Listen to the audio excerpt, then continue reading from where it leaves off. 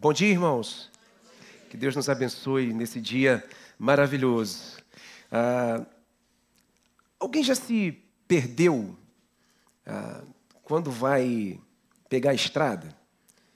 Você é como eu, assim, que fica estressado, já fica nervoso alguns dias antes de viajar? Você vai pensando assim, vê se você é parecido comigo. Cara, se eu errar o caminho? E se eu entrar num lugar que eu não devo? Alguém já se perdeu aí, viajando? E pegou o caminho errado? Já, né? Eu sei que tem mais gente aí, né? Mas não sei se você é parecido comigo, fico logo nervoso, né? E a gente fica querendo achar uma placa de retorno, né? Que a gente quer encontrar um retorno logo. Por quê? Porque em algum momento do percurso, nós erramos alguma coisa. Via de regra, né? O GPS nos orienta certinho, não é isso? Ou pelo menos deveria.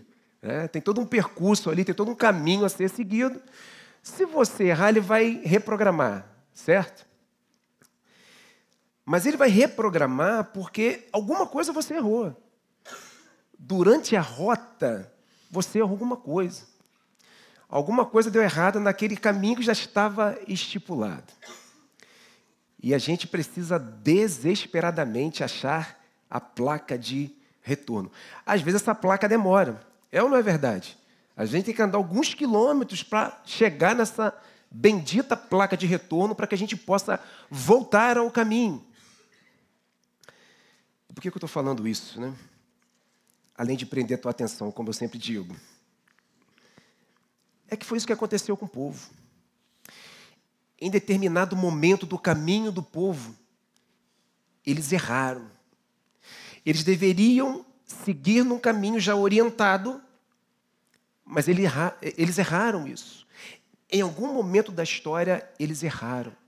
E eles saíram da rota. E eles precisavam também, desesperadamente, assim como eu fico desesperado quando erro o caminho da estrada, eles precisavam desesperadamente achar a placa de retorno. Dito isso tudo, eu quero pedir a você para que você abra a sua Bíblia em Neemias 8. Perceba que semana passada nós lemos o capítulo 4, certo? Nós estamos pulando o 5, o 6 e o 7, mas no capítulo 5, Neemias ele vai lidar com algumas injustiças ali entre o povo mesmo.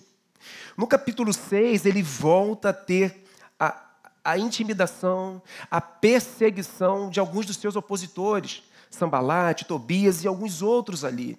E no capítulo 6 também, a gente vai ver que o muro ele é concluído. Se eu não me engano, no capítulo 6, versículo 15. O muro é concluído em 52 dias. No capítulo 7, Neemias vai fazer um recenseamento do povo, vai ver por famílias, quantas pessoas tem, para que tudo seja organizado.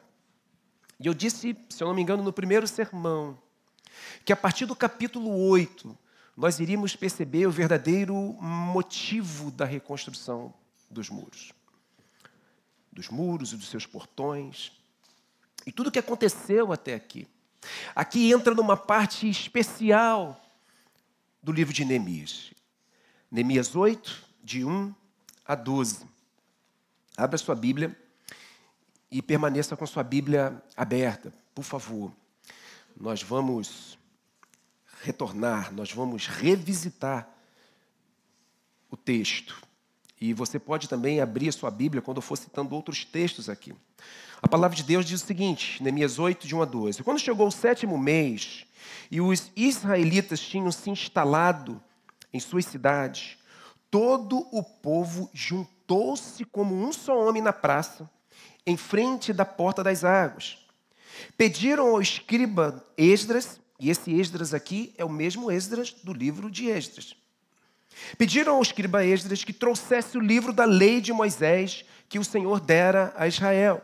Versículo 2. Assim, no primeiro dia do 7º mês, o sacerdote Esdras trouxe a lei diante da assembleia, que era constituída de homens, mulheres e de todos que podiam entender. Ele a leu em alta voz, desde o raiar da manhã até o meio-dia, de frente para a praça, em frente da porta das águas, na presença dos homens, mulheres e de todos que podiam entender. E todo o povo ouvia com atenção a leitura do livro da lei. O escriba Esdras estava numa plataforma elevada de madeira, construída para a ocasião. Ao seu lado, à direita, estavam Matitias, Sema, Anaías, Urias, Hilquias e Maazéias. E à esquerda estavam Pedaías, Misael, Malquias, Rassum, Rasbadana, Zacarias e Mesulão. Esdras abriu o livro diante de todo o povo e este podia vê-lo, pois ele estava num lugar mais alto. E quando abriu o livro, o povo todo se levantou. Esdras louvou o Senhor, o grande Deus, e todo o povo ergueu as mãos e respondeu: Amém, Amém. Então eles adoraram o Senhor, prostrados com o rosto em terra. Os levitas Jesua, Bani, Serebias, Jamim, Acube, Sabetai, Rodias, Maazéias, Quelita, Azarias, Josadabe, Hanã e Pelaías instruíram o povo na lei, e todos permaneciam ali. Leram o livro da lei de Deus, interpretando-o e explicando-o, a fim de que o povo entendesse o que estava sendo lido. Então Neemias, o governador, Esdras, o sacerdote e escriba, e os levitas que estavam instruindo o povo disseram a todos: Este dia é consagrado ao Senhor nosso Deus, nada de tristeza e de choro, pois todo o povo estava chorando enquanto ouvia as palavras da lei. Neemias acrescentou: Podem sair e comam e bebam do melhor que tiverem e reparta com os que nada têm preparado. Esse dia é consagrado ao nosso Senhor. Não se entristeçam, porque a alegria do Senhor os fortalecerá. Os levitas tranquilizaram todo o povo, dizendo: Acalmem-se, porque este é um dia santo, não fiquem tristes. Então, todo o povo saiu para comer, beber, repartir com os que nada tinham preparado e para celebrar com grande alegria, pois agora compreendiam as palavras que lhes foram explicadas. Vamos orar mais uma vez. Obrigado, Deus, pela Tua palavra. Obrigado, Deus, porque ela é a Tua palavra, poderosa, eficaz. E suplicamos ao Teu Espírito Santo que, de um modo muito especial, poderoso e gracioso, fale aos nossos corações agora, aqui nesta manhã. E nós pedimos e suplicamos isso, em nome de Jesus Cristo. Amém. Como nós falamos, queridos, já algumas vezes, o livro de Neemias, ele vai além de uma construção física. Sim, isso é importante. Ele vai além também dessa preocupação de que a cidade, o templo, precisava ficar protegido, da proteção da cidade. Isso também era importante, mas eram coisas secundárias. Porque isso que nós estamos lendo aqui, isso era o mais importante. O livro de Neemias trata principalmente do retorno à adoração, do retorno do culto ao Senhor. E é isso que nós vamos perceber de maneira muito clara a partir do capítulo 8. Nós vamos ver no capítulo seguinte, no capítulo 9, que diante disso tudo o povo vai se render numa confissão de pecados extensa. Vai fazer um contrato com o Senhor, vai fazer um acordo e vai assinar. Tudo isso que nós vemos aqui, lemos no versículo, vai culminar nisso no capítulo seguinte. Em algum momento da história, queridos, o povo de Deus, ele perdeu a direção, ele errou a rota, ele se perdeu ali no caminho. O povo desobedeceu ao Senhor, ele adorou a outros deuses, fez coisas terríveis contra um Deus que é santo, todo-poderoso. A consequência disso, que Deus tinha avisado desde lá do início, anos e anos no cativeiro, anos e anos no exílio. Mas o povo precisava retornar. O povo precisava achar o caminho de volta. O povo precisava desesperadamente achar a placa de retorno.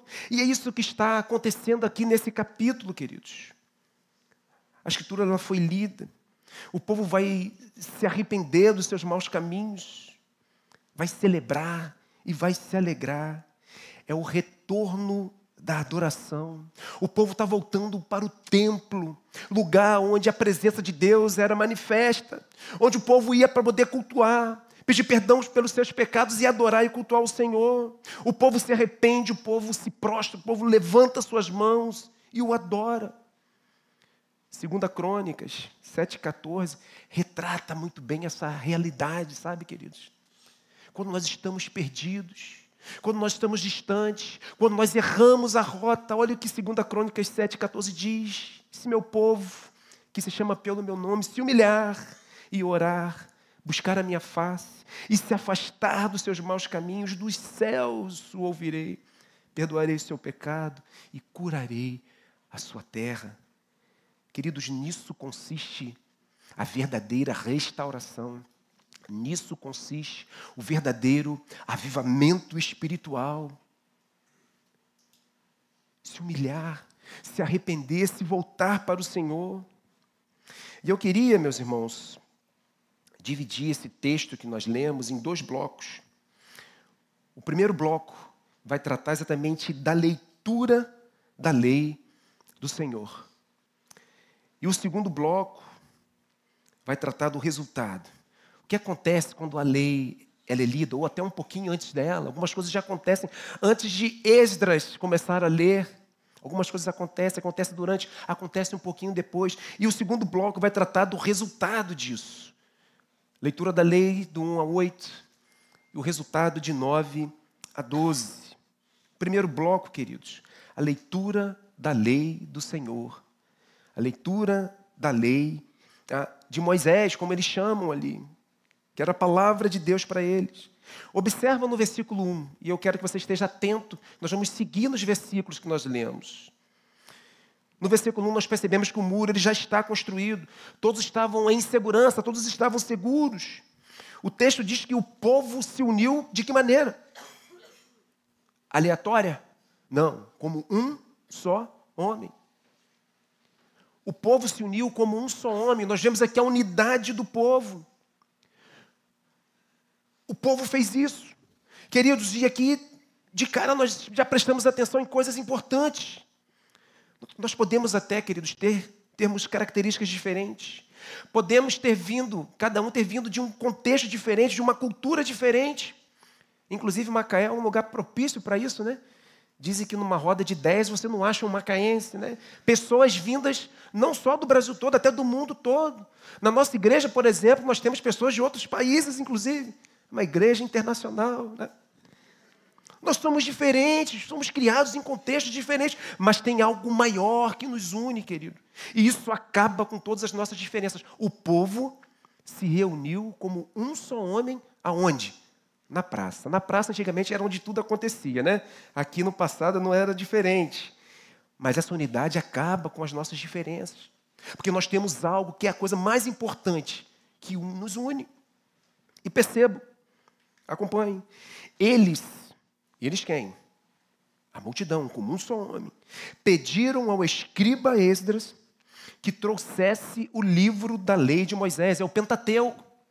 Eles pediram ao escriba Esdras que trouxesse o livro da lei de Moisés. Queridos, iniciativa. Não foi Neemias que convocou o povo. Vamos para a praça, vamos ler o livro. Não foi. O povo, como um só homem, pediu para que Esdras lesse o livro da lei. Como um só povo. Queridos, não tem como retornar. Não tem como achar o caminho de volta se não houver algo intencional no meu coração. Não tem como, eu tenho que ter iniciativa. Eu preciso buscar isso. Todo o retorno, querido, envolve arrependimento. E a prova desse arrependimento é a confissão do pecado do povo no capítulo seguinte. Mas temos que ter a iniciativa de darmos esse passo, de darmos os passos nessa direção. O povo, como um só homem, pediu para que o livro fosse lido. Isso é importante. Iniciativa. João Calvino vai dizer que quando Deus nos convida ao arrependimento, Ele quer que comecemos imediatamente. Retardar é desprezar a sua voz. Eu não posso esperar, queridos, que as coisas caiam do céu. Eu preciso ter iniciativa. Eu preciso buscar ao Senhor enquanto eu posso. Não dá para continuar, queridos, perdidos na estrada sem achar a placa de retorno. Precisamos buscar o Senhor. Isaías falou sobre isso. Isaías 55. Busquem ao Senhor enquanto é possível achá-lo. E nós precisamos fazer isso de coração. com a iniciativa e com o coração focado, verdadeiro. Jeremias vai dizer que vocês me procurarão e me acharão. Quando me procurarem de todo, eu preciso buscar, eu preciso ter iniciativa, dar o passo em direção a essa placa de retorno. É isso que está acontecendo com o povo. Eles tiveram iniciativa e fizeram isso de coração. Mas percebam, versículo 3, eles não só tiveram iniciativa para ouvir a lei do Senhor, o livro da lei, as escrituras, mas também para ouvir com atenção. Perceba os detalhes do texto, queridos. Ele está nos falando. Eles pediram para ler o livro e eles ouviram atentamente. Perceba o versículo 3, desde o raiar da manhã até o meio-dia. Quanto tempo dá isso, queridos? Desde o raiar da manhã até o meio-dia. O povo ouvia com atenção. Não eram 45 minutos de sermão. Era desde o raiar do dia até o meio-dia. Eles estavam ouvindo com atenção. E o que isso significa? Que precisamos, queridos, nos livrar das distrações que nos atrapalham a ouvirmos com atenção. É possível estar aqui agora e o nosso pensamento estar a quilômetros de distância. Eu posso estar aqui agora e já pensando o que eu vou comer daqui a pouco. Qual restaurante eu vou escolher? Qual carne eu vou chegar em casa e vou fazer para o almoço? Eu posso estar aqui agora e já pensando como eu vou pagar minha conta essa semana. Eu posso estar aqui agora, vocês podem estar me ouvindo aqui agora e já pensando, caramba, essa semana de trabalho vai ser puxada. Eu tenho muita coisa para fazer no trabalho. Percebo? A gente pode estar ouvindo, mas não estar escutando. Por isso o povo ouvia com atenção. Quais são, ou quais têm sido, queridos, as distrações do mundo que vivemos, que nós vivemos, que tem nos atrapalhado a ouvirmos a palavra de Deus com atenção? É para eu e você poder refletir. Tem distrações que nos atrapalham a ouvirmos com atenção. E por que isso tudo é importante? Por que esse cuidado? Por que esse zelo? Por que essa preocupação? Porque o livro da lei estava sendo lido. Isso era importante, a centralidade das Escrituras, queridos. Ela é fundamental para o culto de adoração ao Senhor e para a minha vida em todos os sentidos. É algo central para mim, é algo central na vida da igreja. A palavra de Deus precisa ser o centro de tudo.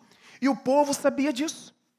Isso é interessante. O povo ali sabia disso. E eu e você também precisamos saber. E precisamos focar nisso. A palavra de Deus, ela precisa ser central. Ser a coisa mais importante, porque é a palavra do próprio Deus. Verifiquem o versículo 5. Diz o seguinte: Esdras abriu o livro diante de todo o povo, e este quem? O povo. Podia vê-lo. Quem? Esdras? Não, o livro. Pois ele estava num lugar mais alto. E isso foi proposital, queridos. Isso foi pensado. Se você voltar, nós lemos o 5, mas se você ver o 4, nós vamos ver que essa plataforma, esse lugar onde Esdras estava, com o livro exposto, ele foi construído para essa ocasião. Precisava ser um lugar de destaque. Precisava ser um lugar onde todos pudessem ver, pudesse estar visível para todos. E, mais uma vez, aqui não está se referindo exatamente a Esdras, mas ao livro. O povo podia ver o livro.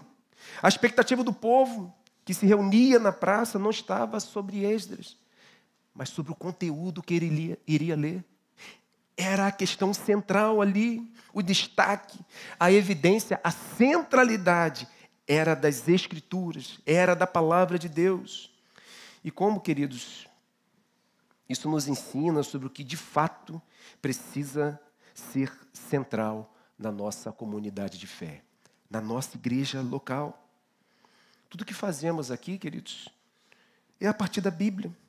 Tem como base as Escrituras. Não somente os sermões, mas as músicas, os grupos pequenos, os aconselhamentos, o curso de noivos, o CBN Kids, os ministérios, tudo tem como princípio a centralidade da palavra de Deus. E eles sabiam disso e nós também precisamos saber. Vocês já se perguntaram por que o púlpito na igreja ele fica centralizado? Por que ele não fica de lado? Hein? Já se perguntaram? Tem uma questão histórica e simbólica nisso. É claro, queridos, que não existe nenhum poder nisso aqui. Isso aqui não tem nenhum poder, mas isso tem um significado. Isso tem um simbolismo. Porque daqui, queridos, a palavra de Deus ela é exposta. E isso sim tem um simbolismo. Mas um simbolismo que expressa uma grande verdade. A palavra de Deus, ela precisa ser central na vida da igreja. A igreja precisa pregar a palavra de Deus. E essa é a palavra que ele nos deixou, queridos. O doutor Martin Lloyd Jones diz o seguinte: pregar a palavra de Deus é a principal incumbência da igreja. E ele diz também: os períodos e eras de decadência na história da igreja sempre corresponderam às épocas em que a pregação entrara em declínio. Ou seja, a palavra de Deus deixando de ser a coisa central na igreja. E o resultado, o declínio. Olha para a história do povo. Olha para a história do povo de Deus que nós estamos lendo aqui. O povo estava no cativeiro, o povo estava exilado. Por que o povo estava exilado? Porque em algum momento na rota, em algum momento do caminho, a palavra de Deus deixou de ser central para o povo. Eles desobedeceram essa palavra, eles erraram o caminho. E a consequência disso, queridos? Qual foi a consequência disso? Anos e anos no exílio. Percebe? Ainda no versículo 5, veja o que acontece quando o livro ele é aberto. É importante isso também. Perceba, versículo 5, quando o livro é aberto. Parte final. E quando abriu o livro, o povo todo se levantou. Quando abriu o livro, o povo todo se levantou. O que acontece quando você está numa audiência e o juiz entra? O que as pessoas fazem? Você está num casamento. Entra os padrinhos, entra o noivo, todo mundo está sentado. Ou pelo menos deveria, né? Tem casamento que já entra primeiro, a galera já fica de pé. Mas quando a noiva entra, não. Quando a noiva entra, todos ficam de pé. É isso? O que isso significa aqui, queridos? Quando abriu o livro, o povo ficou de pé. Reverência. Mas aqui, queridos, vai além de uma expressão física. Entrou o juiz, vamos ficar de pé em respeito. Não, aqui vai além dessa expressão física, mas sim algo que acontece no coração. Na prática, reverenciar é prestar culto, é venerar, é adorar. Reverência tem a ver com adoração. Presta atenção.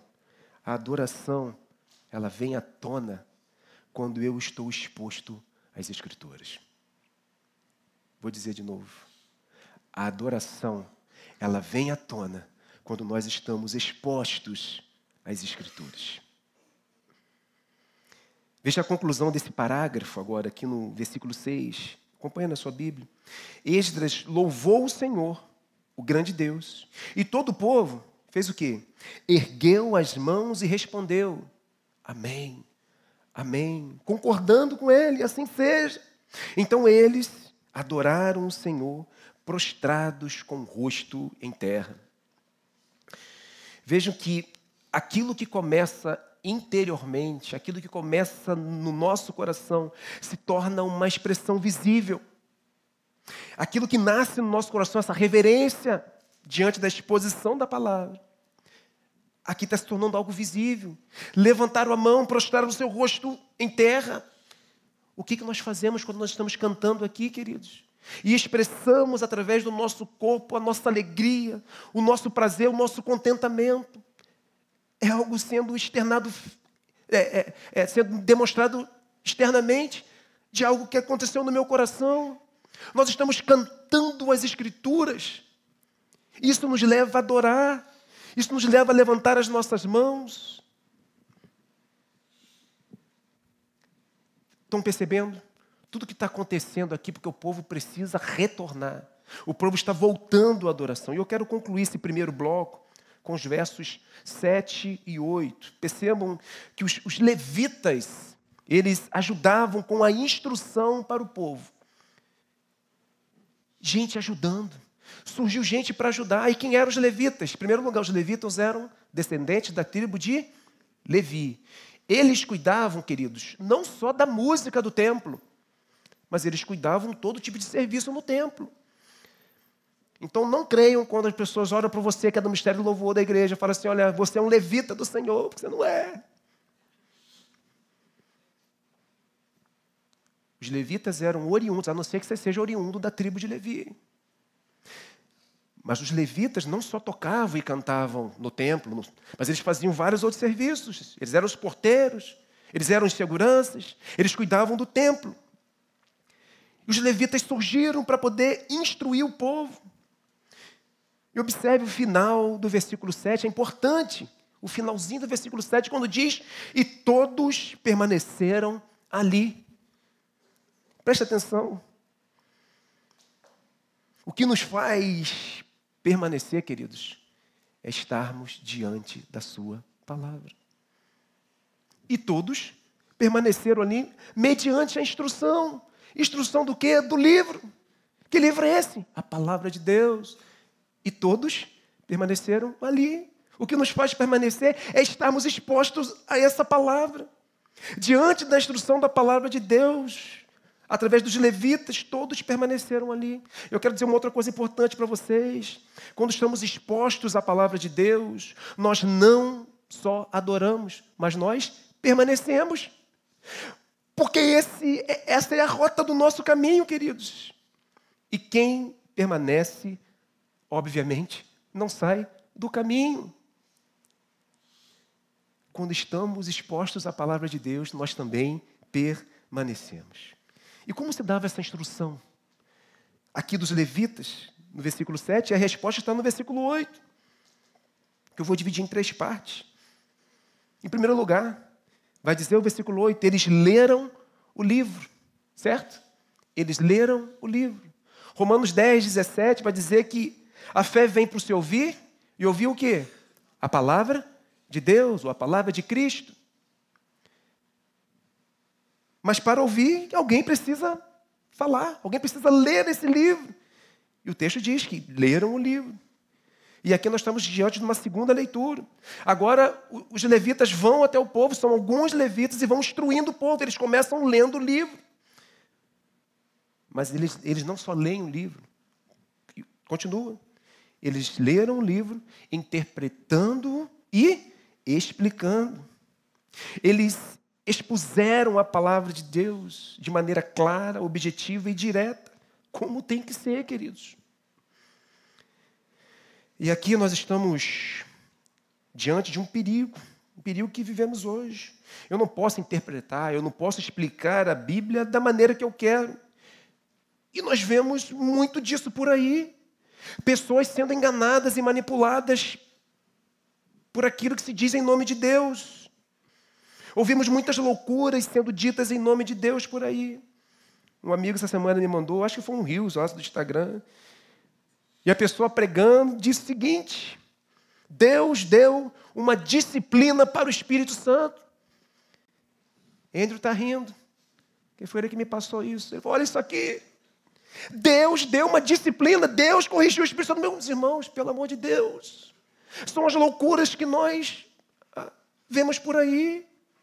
Eles leram o livro, mas interpretaram e explicaram. Eu sei que todo domingo nós somos alimentados pela palavra de Deus, mas nós vamos para casa e vemos YouTube, vemos Instagram. O que nós temos visto? Que nós temos que separar essas coisas. Nós vemos muitas coisas bizarras sendo ditas em nome de Deus. As pessoas abrem a Bíblia e não interpretam, e não explicam. Quer manipular as pessoas para que a vontade dela prevaleça. Eles leram, interpretaram e explicaram como tem que ser. E qual é o meu papel nesse processo? Nós já falamos sobre isso. Eu e você precisamos ouvir atentamente, ouvir com atenção. Pois o objetivo de ler e explicar as Escrituras, e esse é o nosso 3º ponto, é para que o povo entendesse. É isso que o texto está dizendo. E percebam, volta lá no versículo 2. Olha o que está dizendo lá. Assim, no primeiro dia do 7º mês, o sacerdote Esdras trouxe a lei diante da Assembleia, que era constituída de homens e mulheres e de todos que podiam entender. Nós precisamos entender, queridos. Compreender a palavra de Deus.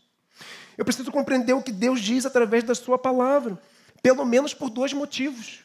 Pelo menos por 2 motivos. O primeiro é para conseguir me livrar de qualquer vento de doutrina. É o que nós acabamos de dizer. Loucuras vão ser ditas em nome do Evangelho. Em nome de Deus. Em nome dessa palavra. E eu não posso ser levado por qualquer vento de doutrina. Olha, soprou um negócio ali, tem gente caindo ali, vou partir para lá. Olha, eu fiquei sabendo que o poder está lá. Vou partir.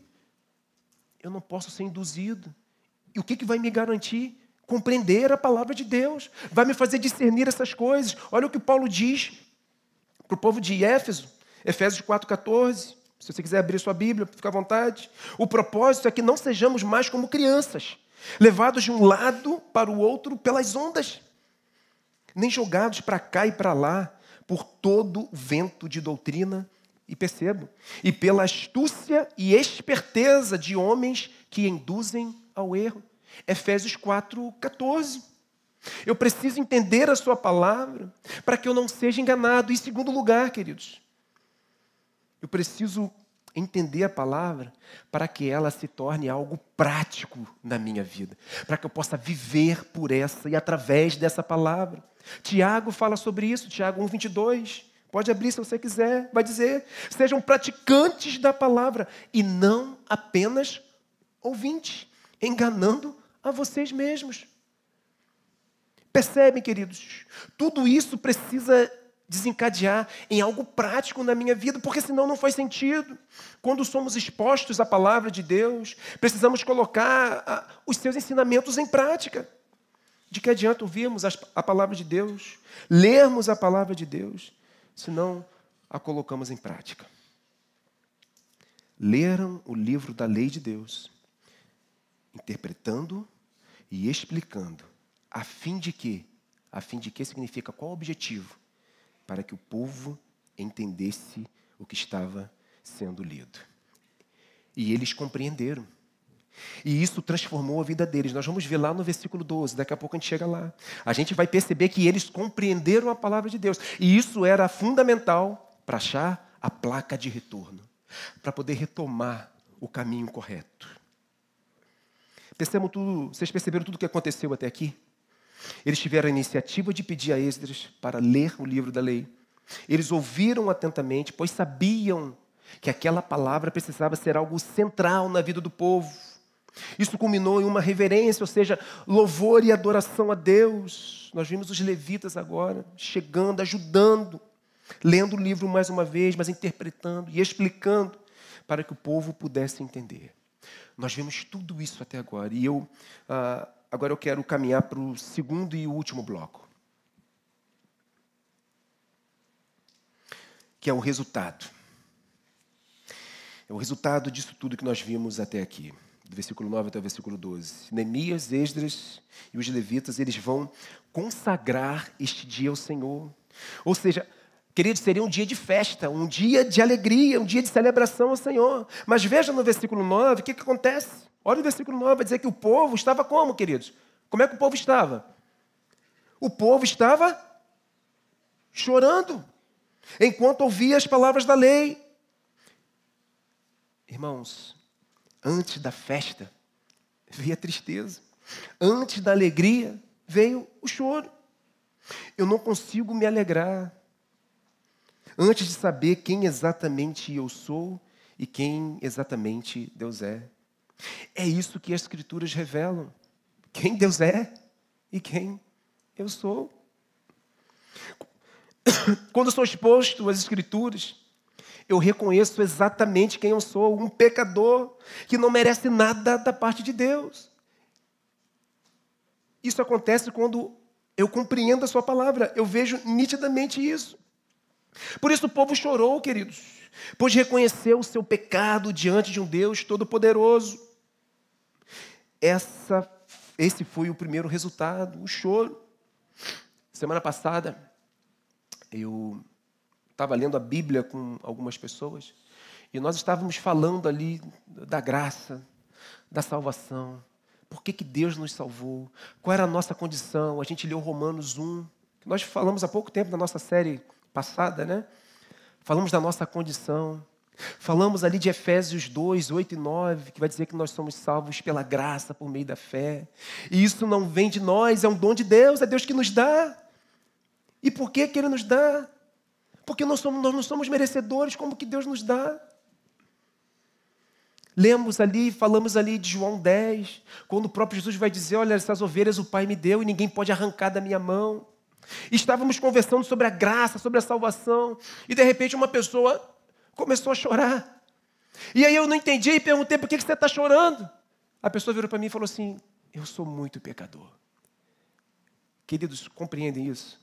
Quando eu e você estamos expostos à palavra de Deus, compreendemos a palavra de Deus, esse é o nosso primeiro sentimento, de olhar para dentro da gente. Eu não mereço nada, eu sou um pecador, e não mereço nada da parte de Deus. Mas esse choro, ele sempre nos leva ao arrependimento.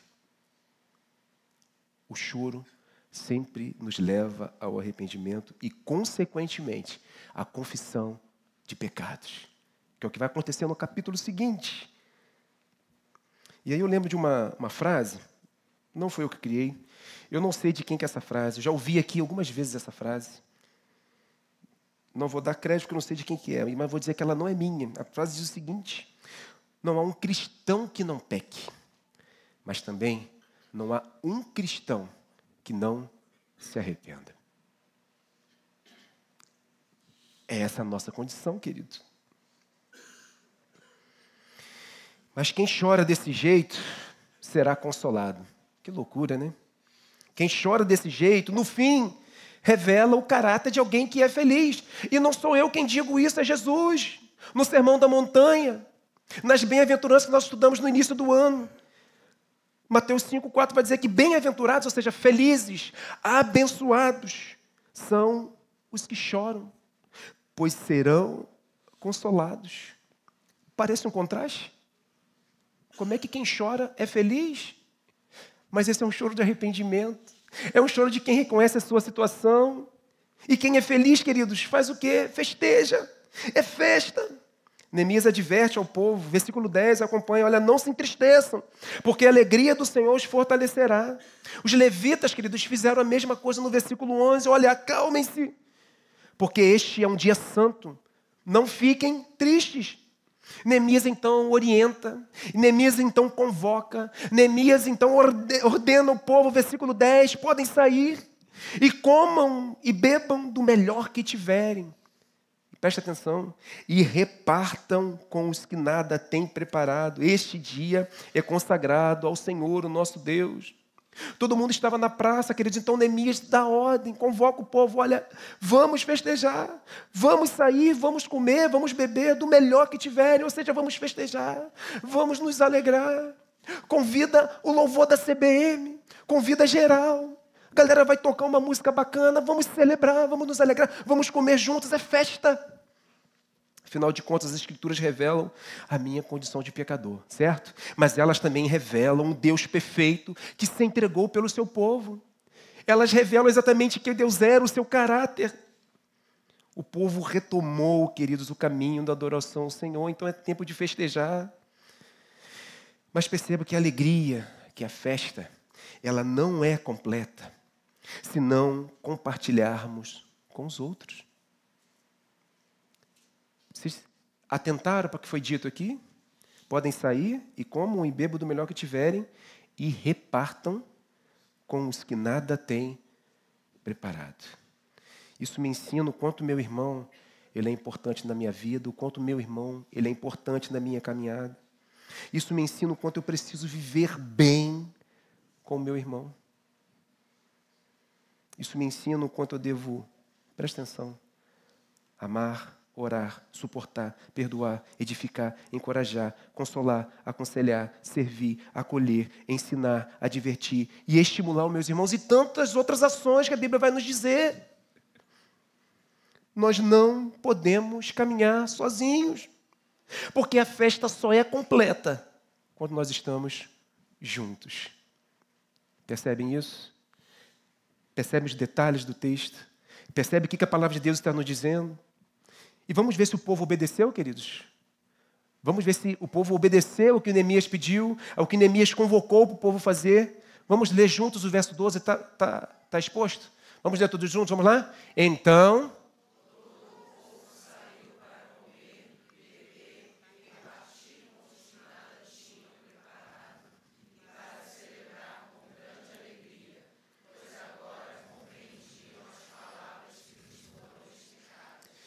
Então todo o povo saiu. Não foram alguns, mas foi todo o povo saiu e fez aquilo que Neemias pediu. Comam, bebam, repartam. Para quê? Para celebrar com grande alegria. Queridos, qual foi o primeiro resultado? Foi o choro. Diante da exposição das Escrituras, eu reconheço que eu sou e choro por causa da minha condição. Mas qual foi o segundo resultado? Grande alegria. Por quê? O final do versículo vai dizer. Porque agora eles compreendiam as palavras que lhes foram explicadas. Eu preciso concluir. Você consegue perceber, consegue compreender o tamanho dos benefícios que a compreensão, mas não só a compreensão, mas a compreensão e a prática da palavra de Deus nos trazem? Eu preciso te lembrar que nós não podemos ser só ouvintes dessa palavra, mas precisamos ser praticantes.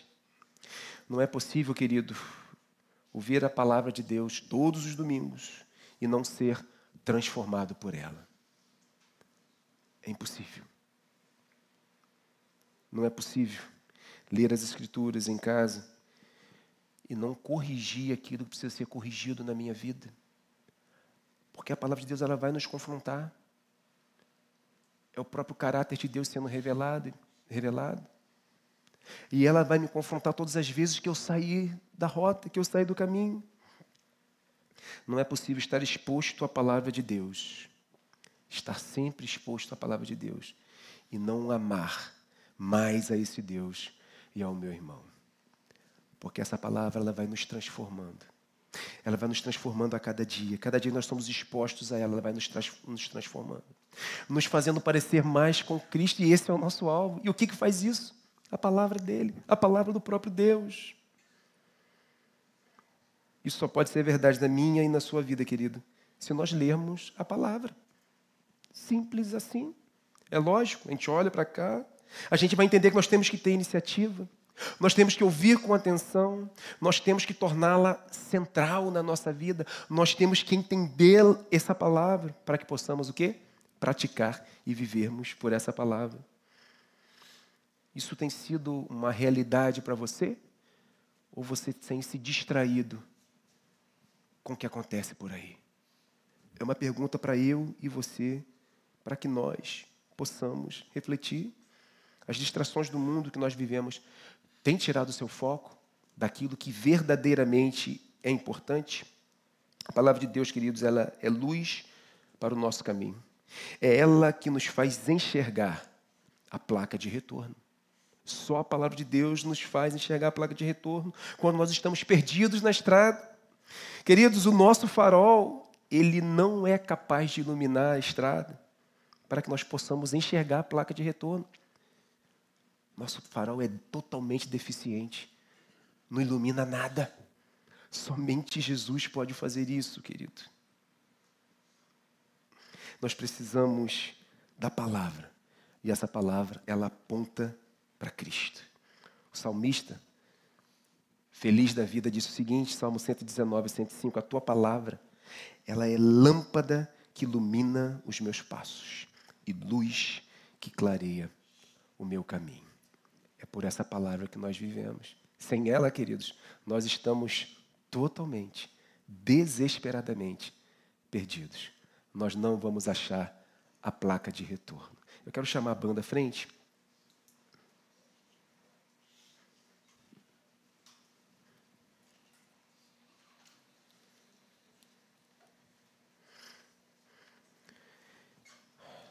Nós nascemos, queridos, fora da rota. Nós já nascemos fora do caminho. Por quê? Por causa do pecado. Nós já nascemos pecadores. Mas assim como o povo aqui, que nós acabamos de ler, a sua palavra, a palavra de Deus, ela nos trouxe de volta. Essa palavra aponta para Jesus Cristo e para o seu sacrifício na cruz pelo seu povo. E concluo citando o próprio Jesus. Na Bíblia, Jesus, em João 8,12, disse o seguinte, falando novamente ao povo, Jesus disse, eu sou a luz do mundo. Quem me segue nunca andará em trevas, mas terá a luz da vida. Que todos nós possamos ser iluminados por essa palavra e que possamos viver por ela. Só é possível retornarmos à adoração por meio dessa palavra. Que Deus assim nos abençoe, queridos.